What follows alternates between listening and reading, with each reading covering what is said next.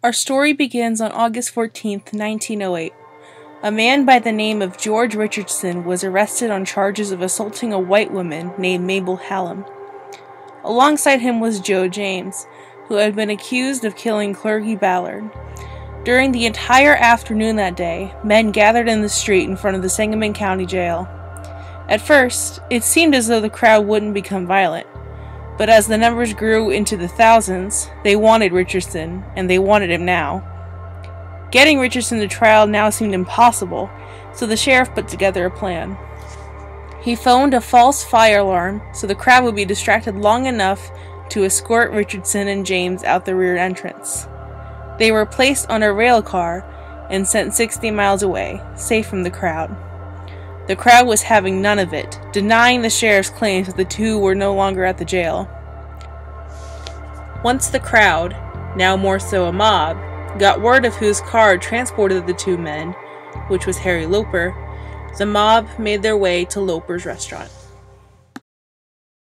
Loper's restaurant, located at 223 South Fifth Street, was an elegant-style eatery and the site of the first violent act from the mob. The mob stood there for an hour straight, with Loper himself standing in his restaurant polishing a rifle. At 8:30 p.m., the restless mob sprung into action. Their first act was overturning the car that got Richardson and James to safety. They followed up with throwing bricks, stones, and empty beer bottles into the restaurant. They cried out statements that are listed, but for school policy, I will not say aloud. If someone wasn't destroying the establishment, they were supporting it.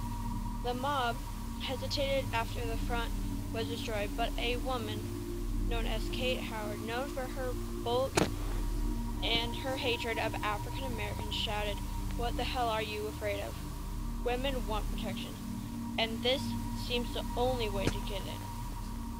With that, the mob sprung into action, smashing everything in sight. If it couldn't be smashed, it was thrown out onto the street and set on fire. The mob even lit the car on fire, and they were extremely happy about it. Right here on the corner of 11th and Madison is where Scott Burton was lynched. Scott was a barber who was prepared for the rioters. He stood on the porch of the house next to his barber shop, already armed with a shotgun. His wife and children already packed and left on his orders. When the rioters arrived, Scott fired a blast of buckshot into the crowd.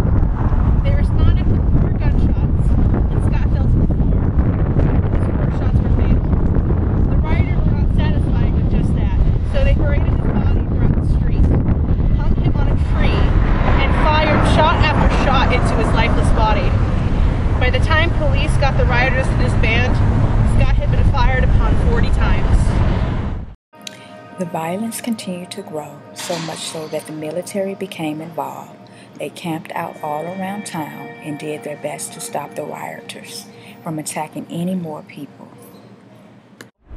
Here, on Adams between 5th and 6th Street, is the old courthouse, now known as the Old State Capitol. This is where conclusion was sought after, yet tragedy still stood. Joe James, who was black, was tried and convicted of the murder of Clergy Ballard.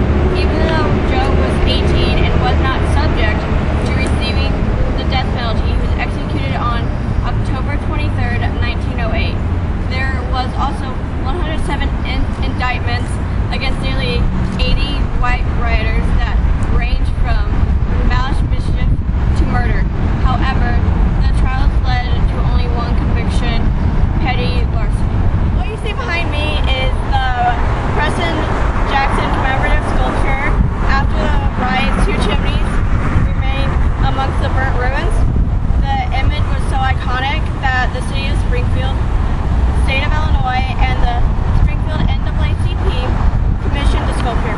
It was created by Preston Jackson and commemorated in early 2009, a little over 100 years since the race riots. And Although the story ends here, the history of this event will live on. Let's do our best to not let history repeat itself.